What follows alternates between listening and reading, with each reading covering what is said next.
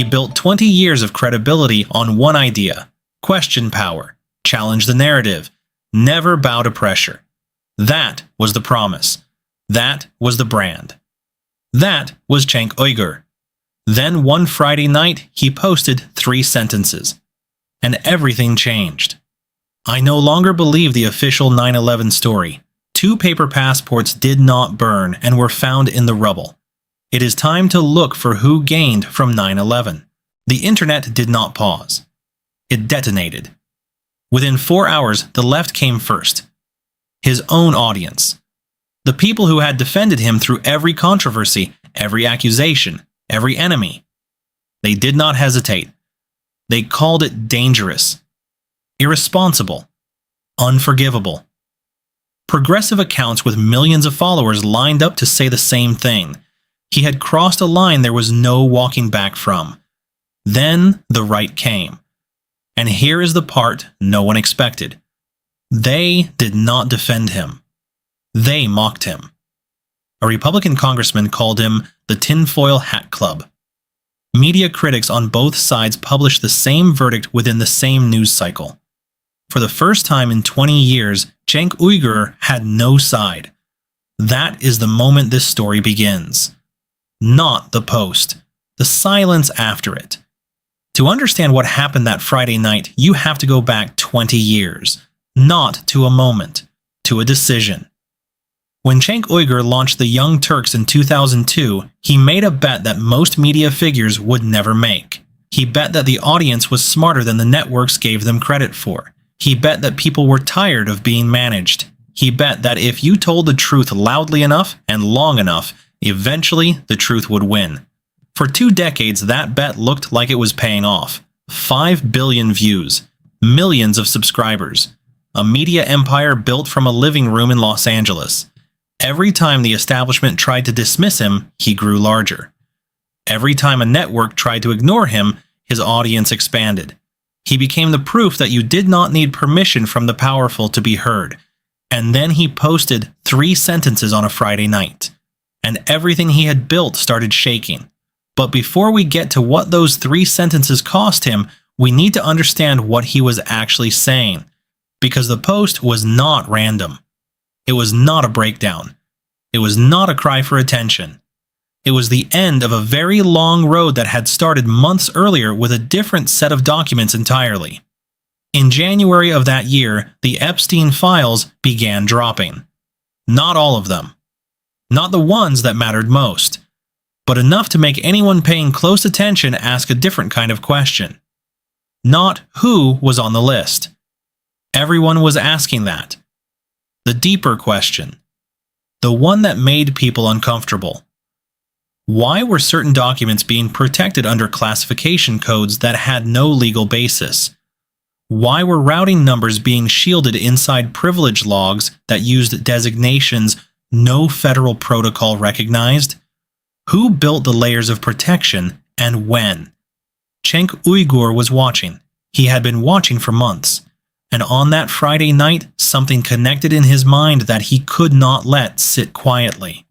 The documents he had been studying in the Epstein case pointed to a pattern of protection, a pattern of official narrative over documented reality, a pattern he recognized from somewhere else, from 23 years earlier, from a Tuesday morning in September, from 2 paper passports found intact in the rubble of a building that had burned hot enough to bring down steel.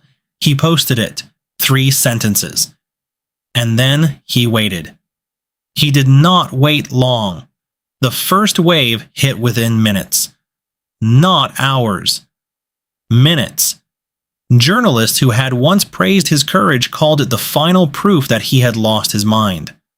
Commentators who had built their own platforms on questioning power drew the line specifically at this question. Former supporters who had defended him through accusations of anti-Semitism, through the Armenian genocide controversy, through every political battle of the last decade, posted publicly that this was different. This was beyond the line. What line? That is the question no one answered clearly. Because the line kept moving. And Cenk noticed that it moved every time he stepped closer to a specific set of questions. Questions about who knew what. Questions about documents that existed but had not been released.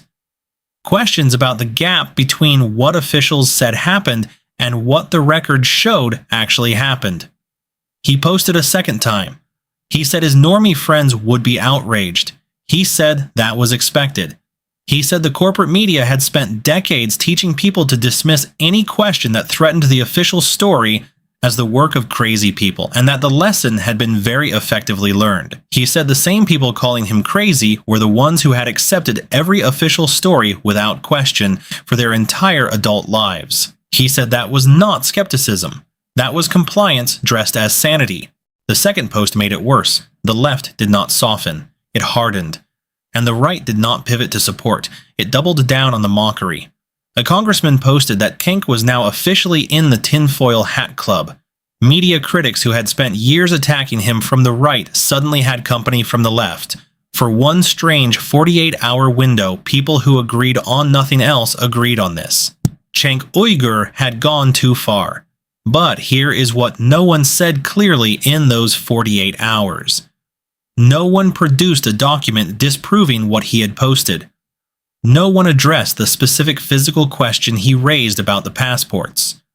No one engaged with the underlying claim about who had benefited from the events of that morning. The response was entirely about the act of asking, not about the answer. And that is where this story becomes something more than one man's social media controversy. Because the pattern Cenk identified that Friday night is the same pattern that has been sitting inside congressional hearing rooms for the last 2 years, the same pattern that keeps producing privilege logs with classification codes that do not exist in federal protocol, the same pattern that keeps generating suspicious activity reports that get overridden without explanation, the same pattern that keeps burying documents under executive protection designations that no lawyer can clearly define. The question is not whether Cenk Uygur is right about 9/11. That is a question for courts and investigators and historians. The question is why the act of asking it produced such an immediate and total collapse of support from every direction simultaneously. The left abandoned him for asking. The right mocked him for asking. The networks ignored him for asking. Everyone agreed that the question itself was the problem. That kind of unanimous reaction to a question is itself a data point. When everyone from every direction agrees that a specific question must not be asked, the question becomes more interesting, not less. Cenk Uygur had spent 20 years teaching his audience exactly that lesson. Question the consensus. Follow the money. Look at who benefits. Ask why certain doors stay closed when every other door has been opened. He had applied that framework to Wall Street, to pharmaceutical companies, to defense contractors, to the Democratic Party establishment he once belonged to. Every time he applied it, his audience grew. Every time he followed the logic wherever it led, people called it brave. Then he applied it to a Tuesday morning in September 2001, and the same audience called it madness. He did not back down. That is the part of the story that the coverage missed. The framing in every piece written about that weekend was the same. Cenk Uygur unravels. Cenk Uygur goes off the deep end. Cenk Uygur destroys his own legacy. The word unraveling appeared in more headlines than any word he had actually written. But unraveling implies a man falling apart. What Cenk was doing was the opposite. He was holding together. Alone and without support and under attack from every direction simultaneously, he was holding the same position he had held when he posted those 3 sentences. He added a third post. He connected the 9/11 question directly to the Epstein documents. He said that the same protection mechanisms, the same classification layers, the same official silence that had shielded Epstein's network for 30 years were visible in the documentary record of that Tuesday morning. He said that the people telling him not to ask were the same people who had told him not to ask about Epstein. He said the documents existed. He said the routing numbers existed. He said the timestamps existed. And he said that none of it had been addressed by a single official source. The room did not just go silent after that third post. It emptied. The accounts that had been posting about him stopped. The critics who had been active for 48 hours went quiet, not because they agreed, because there was nothing left to say that did not require engaging with what he had actually written. And what he had actually written pointed somewhere specific, not just to a theory, to a document trail, the same document trail that had been slowly surfacing through congressional privilege logs and FBI field office reports and suspicious activity filings that kept getting overridden before they could reach a jury.